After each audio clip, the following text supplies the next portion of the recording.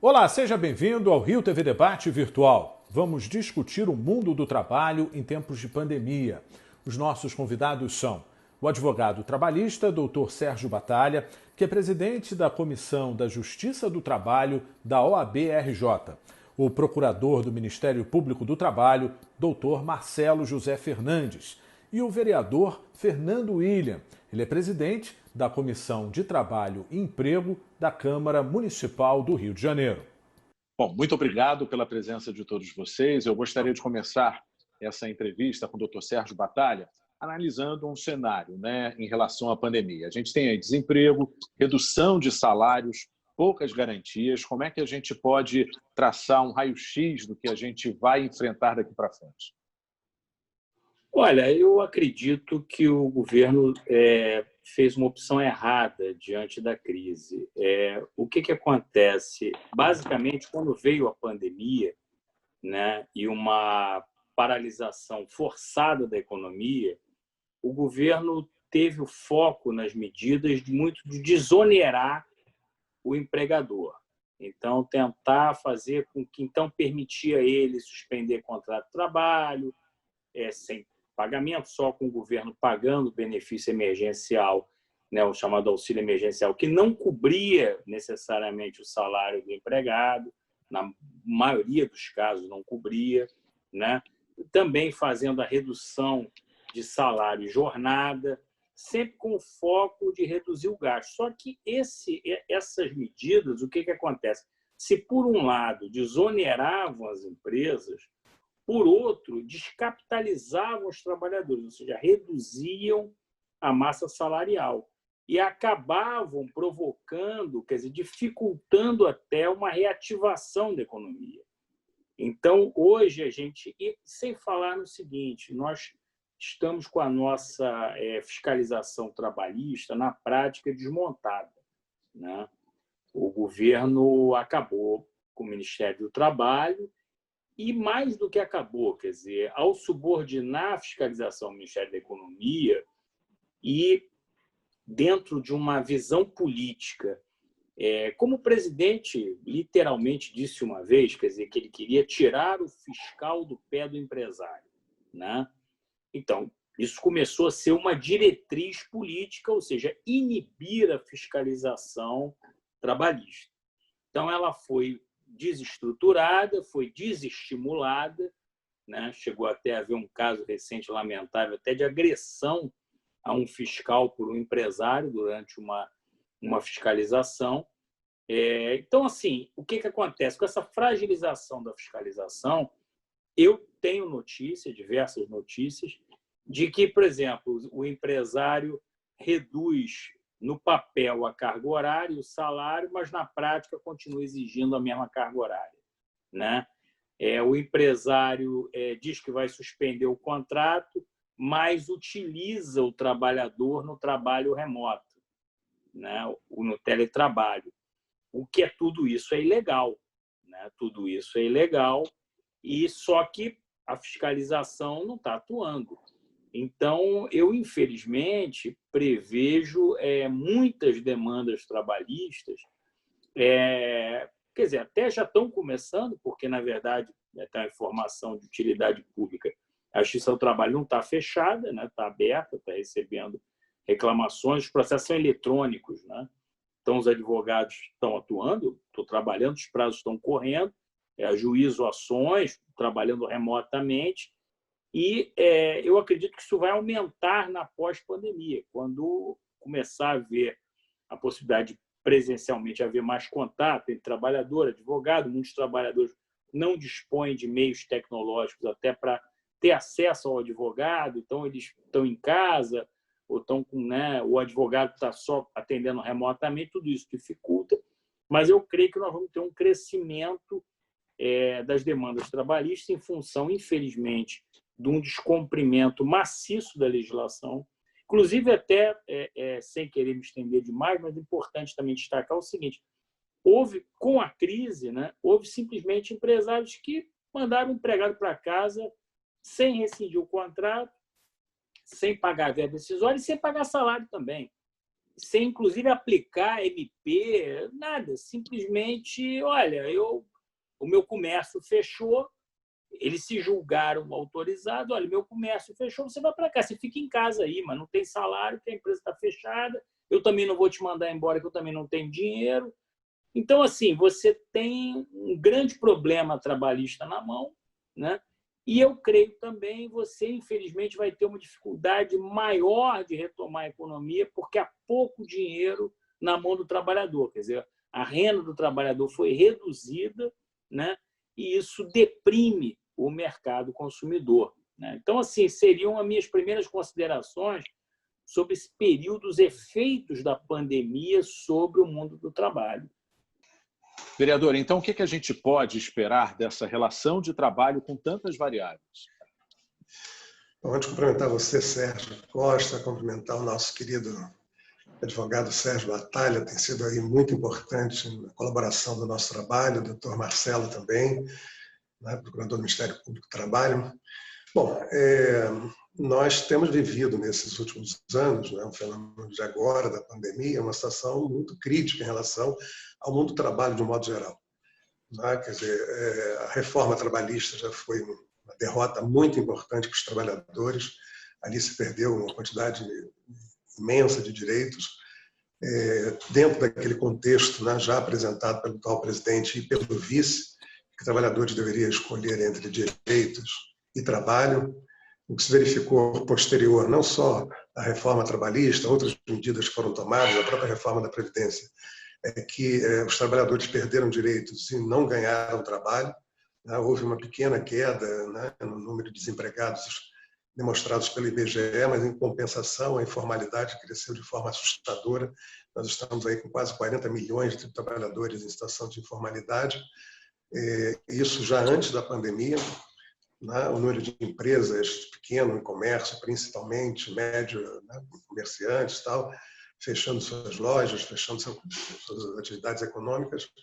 E com a pandemia tudo isso se agravou bastante, porque o presidente, na sua visão, né, de que deveria tratar, né, a pandemia como se fosse uma gripezinha, etc. E tal, né, alguns morreriam, etc. E tal, mas isso não prejudicaria, né, a economia. E o que a gente observa, eu falo como médico também, né, é que não adotando as medidas que eram orientadas, né, pela Organização Mundial de Saúde, pelos infectologistas no mundo inteiro, né, o que se observou, ao contrário dos países em que as coisas foram controladas mais cedo, é que nesses países houve um pico, se atingiu um teto e logo, né, naquele aspecto de pirâmide, um descenso, né, dos casos de doenças e mortes, o que permitiu que esses países retomassem as suas economias quase com normalidade plena.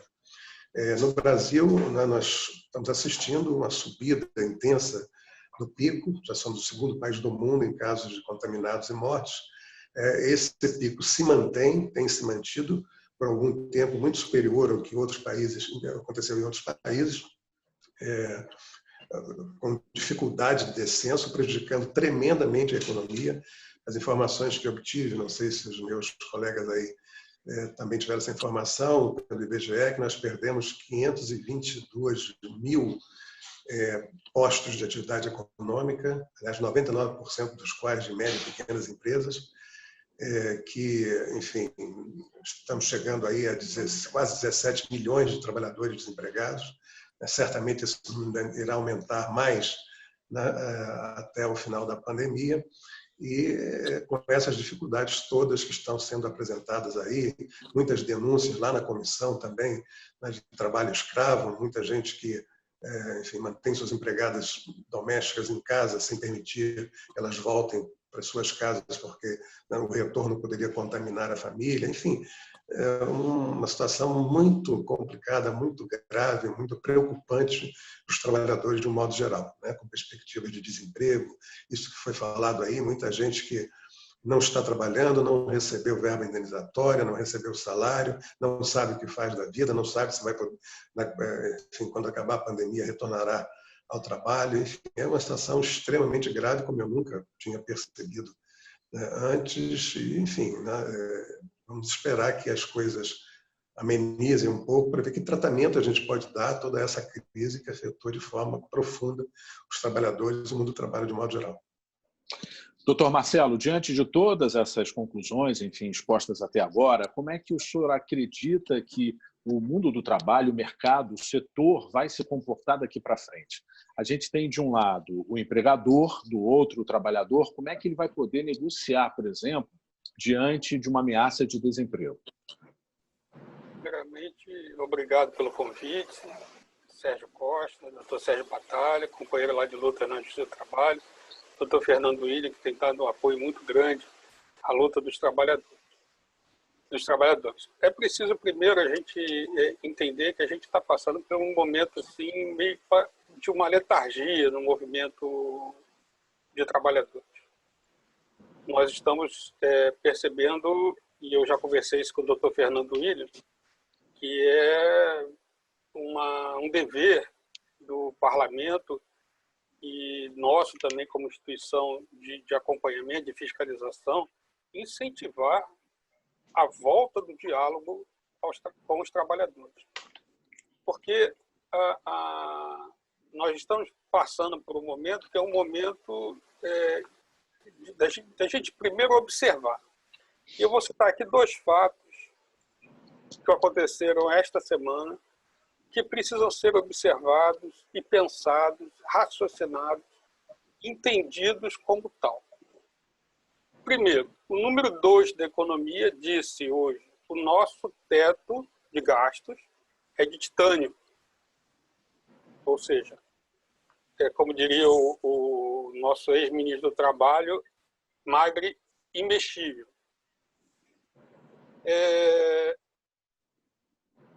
Isso demonstra, essa primeira fala demonstra que a gente não está vivendo um momento exclusivo, um momento único. Significa que alguma coisa vinha acontecendo de errado há muito tempo no Brasil. E eu aponto isso como o primeiro assassinato que houve no nosso país foi da Constituição, do direito penal e do direito do processo penal, em ligação direta com as redes de televisão, porque os depoimentos, e quando eu falo isso, todo mundo sabe do que eu estou falando, os depoimentos eram encerrados até às 18 horas para serem editados e apresentados no Jornal Nacional todas as 8 horas, 8h30 da noite. Isso criou um ambiente de ódio, de repugnância, de afastamento, de estranhamento do trabalhador em relação aos seus próprios problemas e em relação às suas próprias demandas, porque essas demandas são sempre ou identificáveis com aquele que a gente chama de movimento de esquerda, né? As esquerdas, sejam elas quais forem, sejam os partidos quais forem. Mas, na verdade, isso criou um estranhamento, uma relação do trabalhador se sentir estrangeiro dentro da sua própria seara. Ele não discute mais. E aí houve uma carta do ex-presidente Temer, que foi sugerida à presidente Dilma, que ela não aceitou, e dizem que é por isso que ela caiu, que era o retorno à política neoliberal, que é essa política do teto de titânio. E é isso que nós não estamos compreendendo e que é isso que vai impedir que o Brasil retome e avance e passe por essa pandemia. Porque a cabeça neoliberal, o neoliberalismo é o braço fascista do liberalismo econômico. Ele coloca o trabalhador como sendo o inimigo, porque o fascista ele precisa escolher inimigos. Então, ele escolhe quais são os inimigos: o servidor público, o aposentado, que na época do Fernando Henrique era o vagabundo, e o trabalhador. Então, os trabalhadores eles precisam ser aviltados nas suas aposentadorias, nos seus direitos, nos seus salários. Porque eles precisam... Essa é a visão neoliberal. A visão neoliberal é a visão fascista, mas pior do que fascista. Ela não compreende a realidade do ser humano como ser humano. Ela só vê sob o aspecto mercadológico. Então, todas as proposições o que nós estamos verificando e vivenciando hoje é irresponsabilidade de um presidente adorador da tortura, portanto, um sujeito que não tem empatia com o ser humano, um sujeito que não tem nenhuma relação de humanidade, aliado a um modelo econômico que é um modelo econômico voltado exatamente para este lado fascista, esse lado de exterminação. Ou seja, nós temos hoje 90 mil mortos. Desses 90 mil mortos, 70% são idosos. Na cabeça do neoliberal, isso significa uma economia de 70 mil aposentadorias a menos serão pagas. Não tenha dúvida, porque o teto é de titânio. Na verdade, o Brasil está, ou todos os países, e é comum a gente escutar uma falsa reflexão de que o Brasil é muito grande e não pode ser comparado com a Itália, não pode... Ok, e a China, que tem 1,4 bilhão de pessoas, e que não tem o mesmo número de mortes que tem o Brasil. Nós estamos chegando a 90 mil mortos. Essas pessoas, isso vai causar uma grave ferida na sociedade brasileira, e a responsabilidade disso já vem de antes, desde lá da morte do direito penal, do processo penal, passando pela atuação do Supremo Tribunal Federal, que tem sido neoliberal nas suas decisões em relação aos trabalhadores. Tanto é que afiançou a medida provisória que criou o acordo individual com os trabalhadores, diretamente entre empregado e empregador. Olha, o direito do trabalho é um direito de proteção. No momento de pandemia, o trabalhador precisaria de mais proteção. O Supremo Tribunal Federal decidiu exatamente isso. Você vai ficar desprotegido mesmo. E você vai negociar direto com o seu empregador. E vai reduzir salário e mais. Todo mundo sabe, todo mundo viu que nós não temos ministro do trabalho, não temos interlocução. Os partidos políticos tentaram mostrar para o Supremo Tribunal Federal que isso dava uma inconstitucionalidade por omissão, porque deixava o capital privilegiado nessa relação. O Supremo Tribunal Federal não fez nada com relação a isso. Então, nós estamos vivendo um caminho, que é um caminho que já vem de longo tempo, é um projeto político. Começou lá com o assassinato do direito penal e do processo penal. E esse projeto político é um projeto de reimplantação do neoliberalismo que tinha sido abandonado depois do governo Fernando Henrique Cardoso. E tão expressiva esse entendimento para o trabalhador, penso eu que essa live vai ter uma grande repercussão entre os trabalhadores, é que a própria definição de atividades essenciais no início da pandemia foi aquele absurdo. Um número infinito de atribuições, de atividades foram relacionadas. Impossíveis de serem fiscalizadas, principalmente, como o doutor Sérgio Batalha afirmou, com a desmobilização da fiscalização do trabalho. Pior, além da desmobilização, você tem a falta de incentivo, que é a falta de equipamento de proteção para esses auditores fiscais fazerem o seu trabalho. Então, dentro dessa visão, nós estamos com dois personagens, os dois insensíveis ao sentimento da condição humana. Um ministro da Economia, cujo teto é de titânio, e um presidente adorador da tortura, portanto, não tem nenhum reconhecimento, nenhuma validade para a condição. Ok, doutor. Doutor Sérgio Batalha, o senhor acredita que a gente vai enfrentar algum período aí de perda em relação aos direitos trabalhistas? Porque a pandemia ela acabou adiantando algumas mudanças no mundo do trabalho, né, que vinham sendo gradativamente implantadas, né? A gente tem aí, por exemplo, o home office, que preocupou no início como que o empregador poderia estabelecer uma relação de trabalho justa com o seu empregado, ou seja, o senhor acredita que a gente caminha para novas modalidades de trabalho e há uma preocupação? Ô, meu caro Sérgio, a tendência que se vê no Brasil de 2017 para cá é de transformar o trabalhador num subcidadão, né? Num cidadão que está num patamar jurídico abaixo, né, da cidadania. O meu medo agora é que talvez se procure criminalizar o direito do trabalho. Eu acho que é o próximo passo nessa toada. Porque, veja bem, a reforma trabalhista, o vereador tocou, ela retirou direitos e ela vem o tempo todo procurando a intenção do governo, desde a época do governo Temer, infelizmente dos congressistas, a cada oportunidade tentar tirar um direito do trabalhador, tentar fragilizar a proteção do trabalhador, tentar fazê-lo abrir mão de mais direitos. Quer dizer, isso só avança.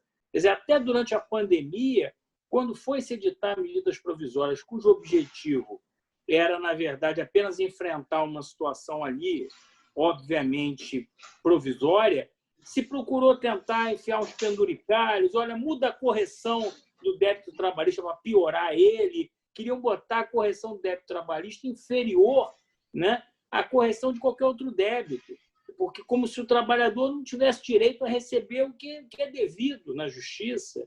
E por aí vai, quer dizer, os sindicatos praticamente estão sendo proscritos.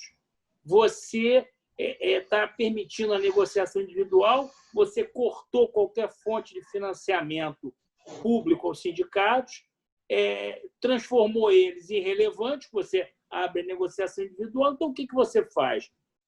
Você faz com que os sindicatos fechem as portas, que é uma realidade. Sindicatos tradicionais é uma coisa que tem que ser dita e que a conduta antissindical é considerada um traço típico das ditaduras. No Brasil, hoje, você tem uma caça aos sindicatos. Tem sindicatos fechando as portas por falta de condições de manter o mínimo, o prédio funcionando, pagar meia dúzia de funcionários. Entendeu? Então, o que isso acontece? Isso joga o trabalhador aos leões. Então, assim, as perspectivas são muito ruins, até que o trabalhador se dê conta e a sociedade também se dê conta que tem que defender o direito do trabalho, não apenas para ajudar o trabalhador, mas porque isso é uma garantia de uma sociedade justa economicamente que se desenvolva.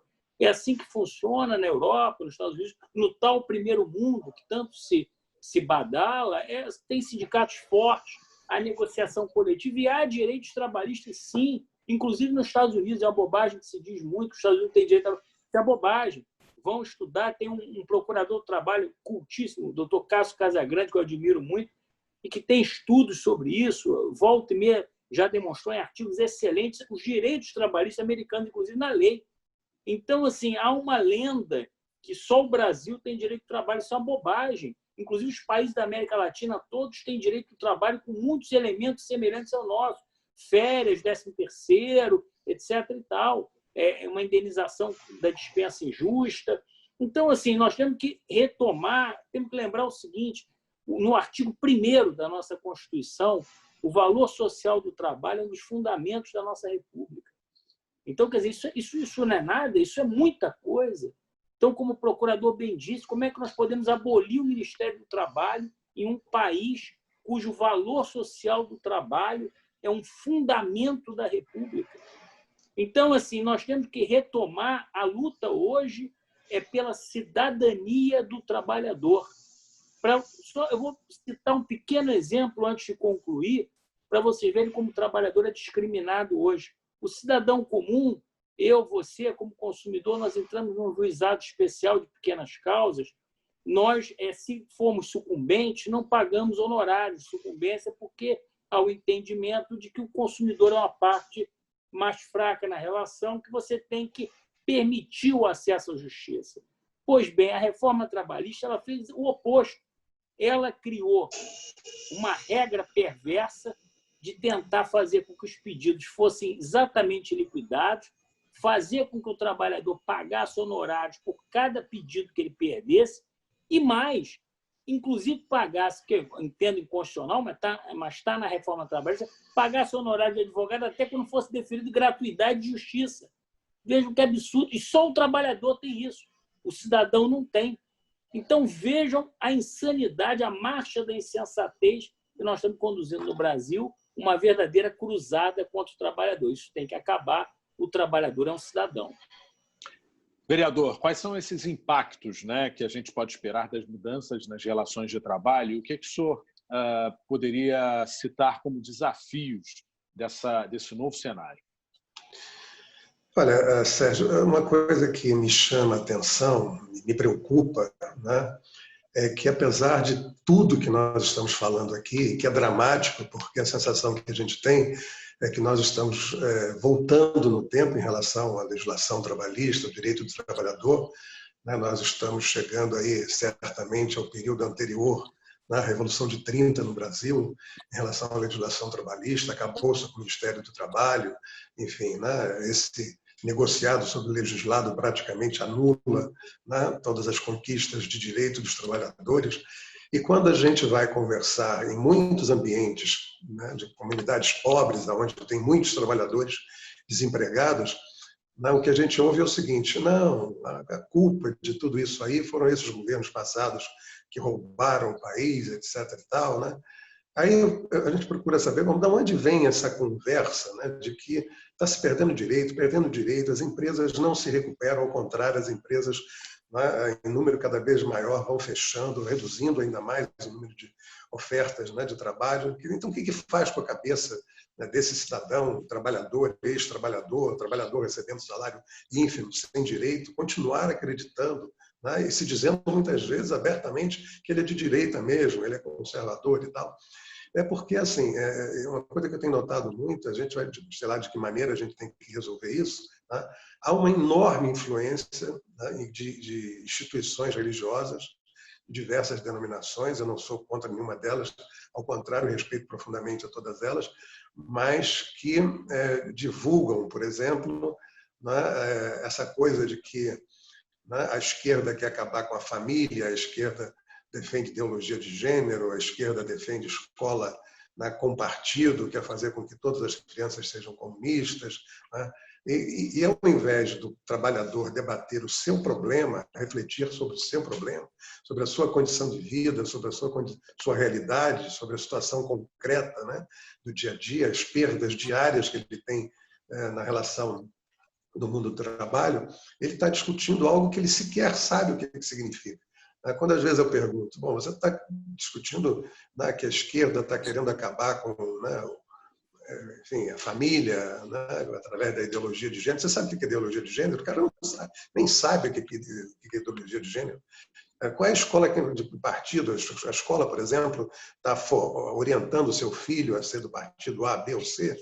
Vamos discutir o que é fundamental, vamos conversar sobre o fundamental, vamos entender qual é a realidade, né, o que está se passando efetivamente nessa relação capital-trabalho, onde você é o trabalhador e você indiretamente acaba defendendo o outro lado, mas isso tem sido uma complicação muito grande. A questão, desculpe te interromper, o direito do trabalho ele é capitalista, ele é do regime capitalista. Na verdade, antes do direito de esquerda, nós estamos falando até de um marco civilizatório, não concorda? Sem dúvida. Inclusive, assim, a gente discute, né, que, olha, essa história, por exemplo, de que os direitos trabalhistas são coisas de comunista, ao contrário, os direitos trabalhistas surgem exatamente ali durante aquela fase do welfare state, na década de 30, para salvar o capitalismo, né, do liberalismo que tinha levado o mundo à crise, né, da craque da Bolsa de Valores em 1929 e tal. Mas, enfim, eu há poucos dias estava numa comunidade muito pobre, eu sou médico ainda, trabalho como médico, eu trabalho na porta de uma comunidade muito pobre, que é a Vila Cruzeiro. Eu, por acaso, fui dentro da Vila Cruzeiro e as rádios comunitárias tinham um pastor, não vou dizer o nome aqui para não criar problemas, mas as rádios comunitárias tinham um discurso de um pastor que ele dizia: não votem na esquerda, não ouçam a esquerda, essa turma está querendo acabar com a sua família, essa turma está querendo fazer com que seu filho, né, enverede por um partido que desorganizou o país, que roubou a população. Era um negócio assim tão violento, tão agressivo, né, tão desrespeitoso, inclusive, né, ao debate saudável que deve se ter entre as ideias, etc. etc. que me assustou, me preocupou bastante, né? Então, eu acho que assim, a gente está vivendo um momento que, claro, o trabalhador preocupado, né, em participar de uma discussão, né, seja ela qual for, e ficar parecendo, né, que com tão pouco emprego ele ainda pode ser, né, criminalizado por estar tentando discutir a sua situação. Sobra para ele, né, o sentimento de pertencimento à igreja. E na igreja ele vai encontrar lá alguém que vai convencê-lo, né, de que ele tem que ser de direita, porque defender os seus interesses como trabalhador, defender os seus interesses como cidadão, né, ser um comunista, né, defensor da ideologia de gênero, defensor, né, da partidarização dos seus filhos, etc. Então fica um negócio muito complicado, uma discussão difícil.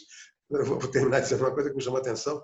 Na eleição passada, né, me convidaram para ir lá a uma igreja muito pobre, muito simples, né, e por acaso tinha lá um pastor conservador, muito conservador, e ele estava com o livro, eu pensei que fosse a Bíblia, não era o Estado, a Família, a Propriedade Privada. Ele certamente nunca leu, tanto que ele citou o livro como se fosse do Marx. O livro não é do Marx, o livro é do Engels, né? Ele abria uma página lá e dizia, olha, nesse livro aqui está o fim, né, da família. Esse livro aqui está incentivando a ideologia de gênero. E aquelas pessoas pobres, coitadas, nunca tinham ouvido falar daquele livro, não sabe, né, enfim, mal decoram ali os provérbios, etc. E aí realmente a situação fica muito difícil, né? A gente tem que convencer as pessoas, trabalhar muito intensamente, divulgar lives como essa são fundamentais, tantas quantas forem necessárias, para que a população nos dê a oportunidade de ouvir o seguinte: nós queremos defender o mundo do trabalho, né? O comunismo, a gente não está discutindo, isso aí saiu da pauta desde a década de 90, nós estamos discutindo uma outra questão completamente diferente, que é garantir ao trabalhador o direito dele trabalhar e ganhar pelo que ele trabalha normalmente. Inclusive, se me permite, discutindo um pouco além, o que nós estamos observando, né, é a sinalização de uma grande tragédia, porque se o desemprego é cada vez maior, a informalidade é cada vez maior, os direitos são cada vez menores, né, as empresas não têm a quem vender. Se não tem a quem vender, na verdade, o que elas fazem é fechar as portas, aplicar seu dinheiro no mercado financeiro, que é a única coisa que avança. O mercado financeiro não produz um emprego, não produz nada, não gera emprego, não gera atividade econômica. E nós estamos assistindo um fenômeno interessantíssimo, eu concluo dizendo isso. Saiu um dado agora da ONU que na América Latina, né, o número de, por exemplo, os 72 bilionários maiores, as pessoas, os 72 mais ricos da América Latina, tiveram um ganho nesse período de pandemia de mais de 40 bilhões no seu patrimônio, enquanto o trabalhador perdeu 19,5% de sua renda. Ou isso muda, ou nós vamos chegar a um desastre, né? Porque o capital todo acumulado de um lado e o desemprego enorme acumulado do outro. Não, isso aí certamente vai chegar à barbárie. Doutor Marcelo, quais são os desafios daqui para frente? A gente já ouviu aí na fala do vereador um pouco antes, que ele pontuou a questão da informalidade que cresceu, né? A gente sabe que muitos trabalhadores vão tentar voltar ao emprego formal e vão encontrar um novo cenário, né? Novas regras, novas possibilidades de emprego, e isso cria mais insegurança dentro do mercado de trabalho.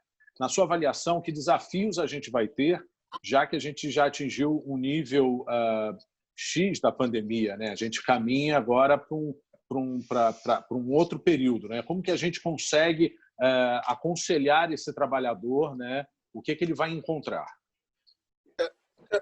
Olha como as coisas são, né? O trabalhador ele está numa situação absolutamente adversa. Como o doutor Fernando William falou, ele e eu estou pontuando aqui desde o início. Não é por acaso que essas doutrinas fascistas elas se juntam nesse momento, porque isso tem um objetivo, criar essa inimizade, essa divisão. Porque enquanto nós estávamos caminhando no mundo do trabalho por discussões inclusivas, vejamos, a questão do negro no mercado de trabalho, a questão da mulher no mercado de trabalho, a questão dos LGBTs no mercado de trabalho. Enquanto nós estávamos discutindo tudo isso, todos esses movimentos entraram com os seus inimigos. O inimigo é o LGBT, o inimigo é a família, o inimigo é... Então, o trabalhador ele ficou num momento de desvantagem. E no momento de pandemia, em que o governo deveria ter atuado de forma muito precisa, rápida e de curta duração, com grande impacto. Era isso que tinha que ter acontecido no Brasil. O que nós fizemos? Nós fizemos um trabalho relaxado e nós estamos vivendo uma quarentena estendida, desnecessária, cansativa para todos, porque ela cansa o empregador. O empregador é assim, eu tinha tanto de período para suspender o contrato de trabalho. E agora, eu vou fazer o quê? Eu dei férias. Um exemplo, férias durante a pandemia. Você vai para onde? Então, férias seria um instituto incompatível com pandemia. Mas nós aceitamos a discussão de férias. Por quê? Porque você não sai de casa. Você não tem para onde se divertir. Você não tem para onde gastar o seu dinheiro. Então, não tem a noção de férias. Você está em casa. Você está em home office. Seus filhos estão aonde? Não tem creche. Não tem escola. Então, você está com um dia sobrecarregado, cuidando ao mesmo tempo dos filhos, sem empregado doméstico, sem o salário, com todas as condições adversas. Então, o que assim, o Ministério Público está se preocupando é com essa quarentena dilatada, estendida, durante muito tempo, sem uma redução do número de casos, porque a gente só ouve falar nós chegamos ao patamar. Mas esse patamar, em todos os países, houve um pico e uma queda que paralisou. Nós estamos com uma média de 1.060 mortes por dia. São 30 mil mortes por mês. Nós vamos ficar nessa situação durante quanto tempo? Pior, tudo contra a própria natureza humana, porque mandar um trabalhador para dentro de um coletivo, mesmo de máscara, é contra a natureza dele, o instinto de preservação dele. Ele quer ficar em casa também, porque ele quer se preservar. Ele está vendo pela televisão que mais de 90 mil, quase 90 mil pessoas já morreram, que não é uma gripezinha. Então, olha o estresse. O Ministério Público do Trabalho fez um questionamento ao Conselho Regional de Psicologia no seguinte sentido: qual o efeito da pandemia sobre o trabalhador nessas condições em que ele fica muito tempo exposto ao risco e contrariando aquela natureza humana de se autopreservar? 2.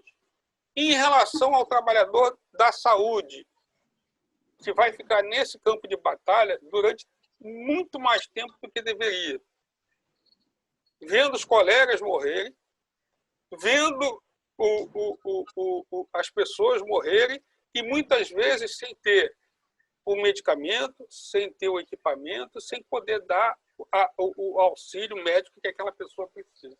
Então, imagine isso, o dano existencial que esses trabalhadores sofrerão, porque quando você tem um trauma, um estresse pós-traumático, isso leva anos para se revelar. Então, daqui a pouco, começarão os afastamentos do trabalho, exatamente porque as pessoas começarão a desenvolver transtornos de ansiedade, exatamente porque vivenciaram esse momento durante um longo período. Isso tudo só faz mal à economia. Não há nada que possa ser aproveitado. Imaginem, eu tenho usado desculpe eu usar, mas imaginem que o Brasil estivesse sendo invadido por um país estrangeiro. O presidente poderia dizer assim: fale com o seu governador, fale com o seu prefeito? Não poderia. É uma ameaça ao território nacional, a toda a nacionalidade, toda a população. O vírus é a mesma coisa. ele não é setorizado, ele não é dividido por municípios nem por estado. Teria que ter havido um concerto, uma atuação concertada com o governo federal, liderando, principalmente para discutir as questões dos insumos hospitalares diretamente com a China, que era o país, que é o país que tinha maior condições de nos ajudar. O que fizeram? Ideologicamente brigaram com a China desde o início. E nos jogaram nessa quarentena estendida, absurda, que não conseguiu até agora diminuir o número de mortos. E as pessoas trabalhando em casa, em home office, tomando conta dos filhos, sendo com as mesmas exigências que ela tem ou deveria prestar se tivesse no trabalho apenas durante o período de 8 horas. Então, esse trabalhador está sendo super explorado, está com a sua mente sobrecarregada e, sobretudo, com a sua saúde mental exposta. E isso não vai trazer benefício nenhum para o mercado de trabalho ou para as empresas. Perfeito. Nós chegamos, infelizmente, ao final do nosso programa, mas nós temos ainda a mensagem final de cada um de vocês, começando com o Dr. Sérgio Batalha, sua conclusão. Bom, a minha conclusão, eu vou tentar ser um pouco otimista, vou tentar passar uma mensagem para o trabalhador de conscientização, de que ele tem que buscar defender um trabalho digno, né, que os direitos dele são importantes, são uma conquista histórica, que ele deve, sim, recorrer ao sindicato dele, porque o sindicato pode ser melhor, pode ser um pouco pior, mas é melhor do que sindicato algum, é melhor do que ele estar sozinho de frente ao trabalhador. E ele deve, sim, procurar um advogado trabalhista especializado, qualquer violação aos seus direitos. A Justiça do Trabalho está aberta, né? O Ministério Público também para as denúncias, mas no caso de ajuizamento de reclamações trabalhistas, os advogados trabalhistas estão trabalhando, sim, porque tem família para sustentar, como eu. Então, eles atendem por telefone, atendem remotamente. Você pode enviar os documentos também por e-mail ou por WhatsApp, porque os processos são eletrônicos, não há necessidade de contato físico entre advogado e parte, nem a necessidade de fisicamente haver entrega de documentos. Então, assim, busque os seus direitos, defenda os seus direitos, porque isso é a defesa de uma vida digna para você e para a sua família. Perfeito. Vereador, sua conclusão.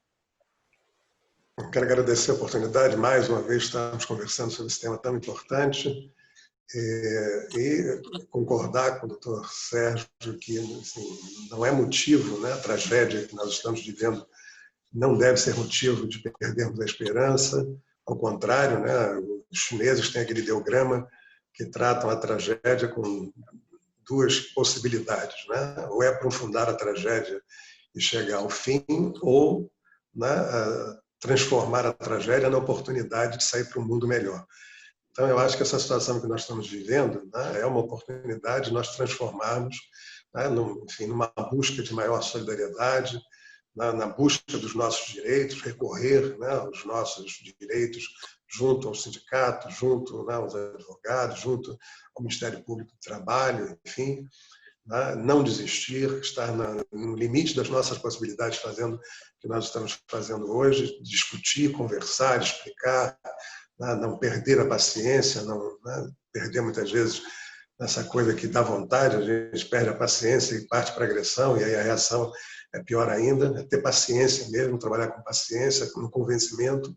Eu acho que, assim, mais cedo ou mais tarde, nós vamos sair dessa situação e as pessoas vão entender que passaram por um período de enganação, de trapaça, né, e certamente vão estar contribuindo para construir um mundo bem mais solidário, enfim, bem mais próximo daquilo que todos nós desejamos. Muito obrigado a vocês aí da TV Câmara.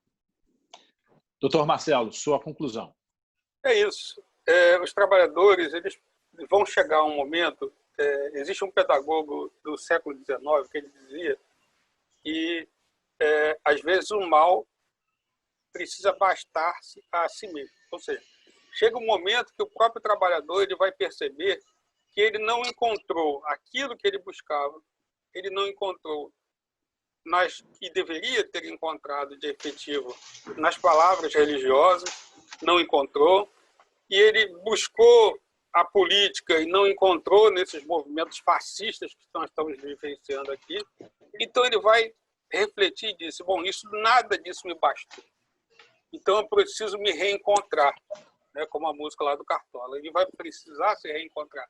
E nesse momento de reencontro do trabalhador, ele vai ter certeza de que é ele, na luta,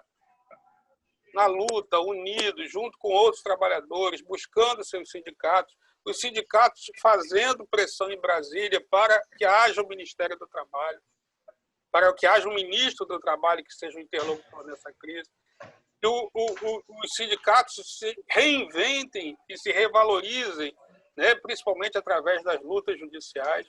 Então, nesse momento, é um momento de reencontro. Ele vai verificar, o trabalhador já está verificando, de que ele caminhou por vários lugares e não encontrou as respostas que ele precisava, porque ele só perdeu.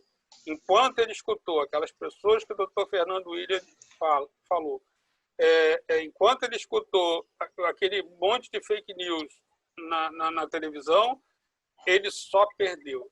Então, ele precisa se reencontrar como trabalhador, como ser humano, e dentro dessa visão inclusiva de que ele só com a unidade, com o trabalho, com a luta, não existe outro caminho que não seja a luta. É isso. Muito obrigado pela participação de vocês. Sérgio, deixa se me permite. Pois não, claro. É o seguinte, eu vou deixar aqui o número, é o WhatsApp lá da Comissão do Trabalho, né? É o número 98-101, ou seja, 101-7761. Repetindo, 98-101-7761. As pessoas podem entrar em contato diretamente ou por WhatsApp, que nós vamos anotar, né, os problemas que os trabalhadores estão enfrentando, etc. E tal. Vamos tentar encontrar uma alternativa, uma solução, uma orientação. Muito obrigado. Sem desculpa ter interrompido. Não, imagina, é muito importante ter esse canal de comunicação, né, do trabalhador com o poder público, enfim, isso é fantástico. Muito obrigado, então, pela participação de vocês aqui no Rio TV Debate Virtual e até o próximo encontro.